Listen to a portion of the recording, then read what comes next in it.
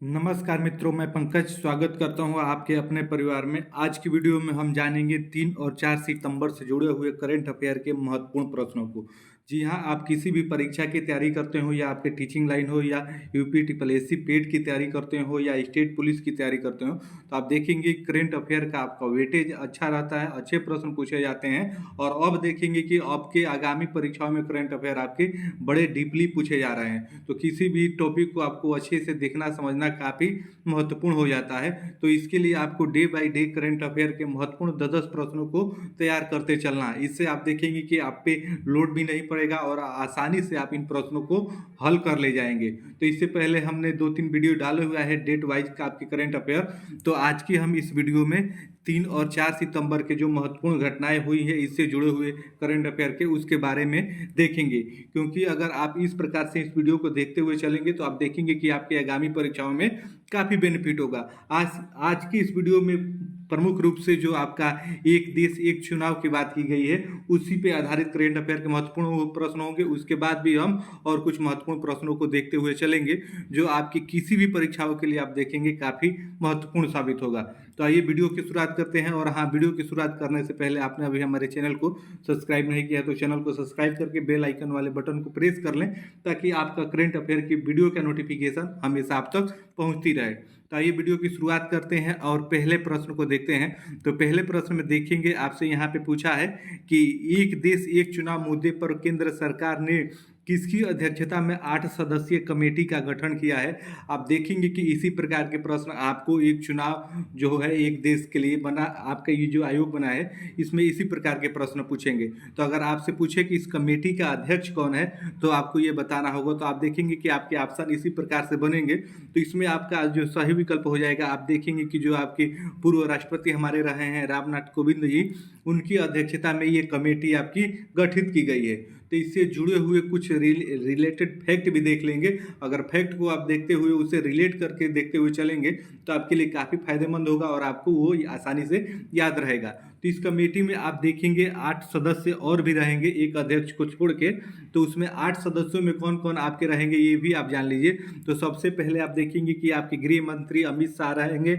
उसके बाद कांग्रेस लीडर आप देखेंगे अधीर रंजन चौधरी आपके हैं। उसके बाद कांग्रेस के आप देखेंगे राज्यसभा के पूर्व नेता विपक्ष जो गुलाम नबी आज़ाद है वो रहेंगे।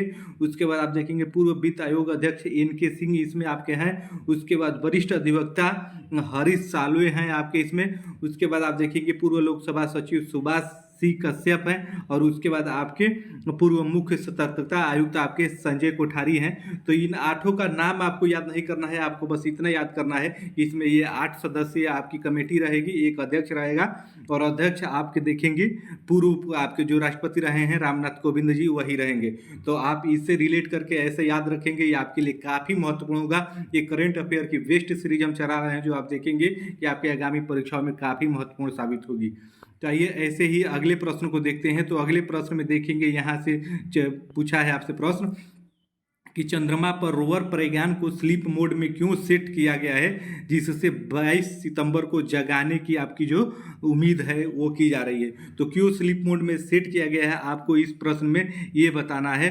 तो आप देखेंगे कि जो चंद्रमा पे आपका जो प्रज्ञान रोवर है उसको स्लीप मोड में सेट किया गया है आपके चंद्रमा पर रात की वजह से। क्योंकि आपको पता है कि चंद्रमा पे आप देखेंगे 14 दिनों की रात और 14 दिनों का आपका दिन होता है। तो अब वो रात का समय आ जाएगा 6 सितंबर से, इसलिए उसे स्लीप मोड में रखा गया है। और आप देखेंगे कि चंद्रमा पे रात के समय में 260 डिग्री माइनस में आपका तापमान चला जाता है।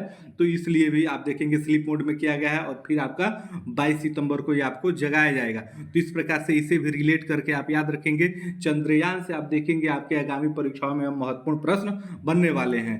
तो आइए ऐसे ही अगले प्रश्न को देखते हैं। तो अगले प्रश्न में देखेंगे दूसरे में ये तो आपको मैंने बता ही दिया। उसके बाद आइए अगले प्रश्न तीसरे प्रश्न को देखेंगे।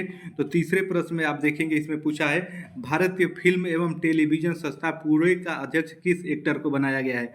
आपको ये बताना है कि जो भारतीय फिल्म एवं टेलीविजन आपका पुणे है उसका अध्यक्ष किसे बनाया गया है। तो आपके ऑप्शन दिए गए हैं, ये हाल ही में आप देखेंगे चर्चा में रहे थे। तो आप ये देखेंगे कि बी आपका जो ऑप्शन दिया है आर माधवन को आप देखेंगे टेलीविजन भारतीय फिल्म एवं टेलीविजन संस्थान पुणे का अध्यक्ष बनाया गया है। तो ये भी आपके लिए काफ़ी महत्वपूर्ण है, इसे भी आप ध्यान में रखेंगे। ये भी प्रश्न आपसे देखेंगे फिल्म जगत से बन सकता है। इसके बाद आगे आएंगे तो आगे देखेंगे कि ऑल इंडिया रेडियो के समाचार सेवा प्रभार का महानिदेशक किसे नियुक्त किया गया है। अगर आपसे इस प्रकार का प्रश्न बने कि ऑल इंडिया रेडियो समाचार सेवा प्रभार का महानिदेशक किसे नियुक्त किया गया है, तो आप देखेंगे कि आपके ऑप्शन यहाँ पे दिए हुए हैं। तो इसी प्रकार से प्रश्न आपके करंट अफेयर के बनेंगे और आप देखे नहीं रहेंगे तो इन प्रश्नों को गलत कर लेंगे। तो आप देखेंगे कि इसमें आपका जो डॉक्टर वसुधा गुप्ता है उसे आप देखेंगे महानिदेशक के पद पर नियुक्त किया गया है, तो आप इसे भी ध्यान में रखेंगे।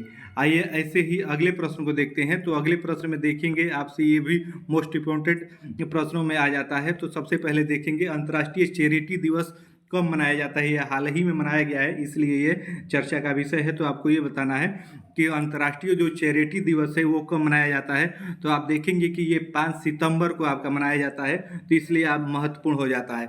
और ये क्यों मनाया जाता है इसके बारे में थोड़ा सा आप जान लीजिए कि मदर टेरेसा के जो निधन के वर्षगांठ पे ये दिवस मनाया जाता है। संयुक्त राष्ट्र के आप देखेंगे यह दिवस घोषित किया हुआ है, तो आप इसे भी ध्यान में रखेंगे। आप देखेंगे कि मदर टेरेसा को 1979 में गरीबी और संकट से उबरने के संघर्ष किए कामों के लिए शांति का नोबेल पुरस्कार भी दिया गया था, तो ये भी आपको पता होना चाहिए। आइए ऐसे ही अगले प्रश्न को देखते हैं। तो अगले प्रश्न में देखेंगे आपसे यहाँ पे प्रश्न बना है कि भारतीय प्रतिस्पर्धा आयोग के विस्तारा एयरलाइंस का विलय किस एविएशन कंपनी में करने की अनुमति दी गई है, आपको ये बताना है। यदि आप देखेंगे कि भारतीय प्रतिस्पर्धा आयोग, जिसे हम CCI कहते हैं, ने विस्तारा एयरलाइंस का विलय किस एविएशन कंपनी में करने की अनुमति दी है, आपको ये बताना है। तो इस प्रकार का प्रश्न जहाँ पे भी बने तो आप देखेंगे कि आपका एयर इंडिया हो जाएगा। तो ये भी आपके लिए महत्वपूर्ण है, क्योंकि आप देखेंगे ये हाल ही में ये घटना घटी है, तो इसलिए ये महत्वपूर्ण हो जाता है। आप इसे ऐसे रिलेट करके ध्यान रखेंगे जो आपके लिए काफ़ी महत्वपूर्ण होगा। आइए ऐसे ही अगले प्रश्न को देखते हैं। तो अगले में देखेंगे आपसे पूछा है कि global finance central bank report 2023 में RBI गवर्नर शक्तिकांत दास को कौन सी रेटिंग मिली है।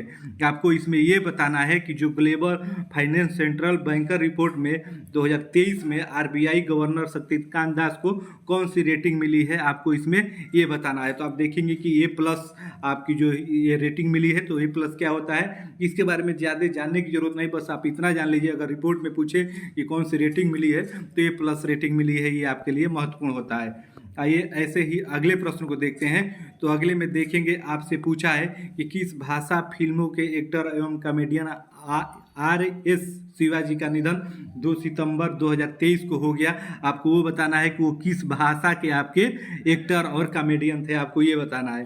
तो आप देखेंगे कि ये तमिल भाषा के एक्टर और कॉमेडियन थे जिनका निधन आप देखेंगे 2 सितंबर 2023 को हो गया। तो ये भी आपके लिए महत्वपूर्ण है, आप इसे ध्यान में रखेंगे।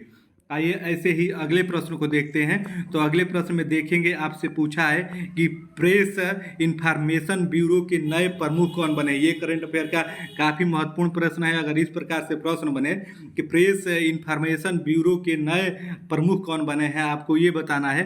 तो आप देखेंगे कि ये मनीष देसाई बने हैं, ये आपके लिए महत्वपूर्ण हो जाता है, ये भी आप ध्यान में रखेंगे। वही अगर इसमें आप देखेंगे PIB की अगर आपकी स्थापना की बात की जाए तो आपका 1919 में हुआ था प्रेस ब्यूरो इंफॉर्मेशन की जो आपकी स्थापना है, तो ये भी आप इसे ध्यान में रखेंगे। आइए ऐसे ही अंतिम हुए 10वें प्रश्न को, आज के वीडियो की 10वें प्रश्न को देख लेते हैं। तो इसमें आप देखेंगे आपका प्रश्न है कि गृह मंत्रालय ने ऑपरेशन मुस्कान के तहत किस शहर की पुलिस ने 5000 से ज़्यादा नाबालिगों को बचाया और पुनर्वास कराया, आपको ये बताना है। तो ये आप देखेंगे कि ये आपका हो जाएगा मुंबई। तो जी हाँ, ये रहे 3 और 4 सितंबर के जुड़े हुए महत्वपूर्ण 10 प्रश्न। हम आपसे ये भी कहेंगे कि आप इन प्रश्नों को डेली बाय डेली नोट करते हुए चलिए, ताकि अगर आप कोई भी परीक्षा की तैयारी करेंगे तो अंतिम समय में रिवीजन के लिए आपके लिए काफ़ी महत्वपूर्ण होगा। क्योंकि आप देखेंगे करेंट अफेयर के प्रश्न ऐसे होते हैं कि आप 10 से 15 दिनों में तैयार नहीं कर सकते हैं, उन्हें आप basic daily by daily basis पे 6 महीने आपका weekly, monthly, half yearly, quarterly ऐसे करके आपको तैयार करते चलना है। तब जाके देखेंगे कि आपका करेंट अफेयर अच्छा हो पाएगा। और आप देखेंगे करेंट अफेयर अब किसी भी परीक्षाओं में अच्छे मार्जिन में पूछा जा रहा है, तो इसलिए भी आपके लिए महत्वपूर्ण हो जाता है। तो आप देखेंगे कि ये रहे 3 और 4 सितंबर से जुड़े हुए करंट अफेयर के महत्वपूर्ण 10 प्रश्न।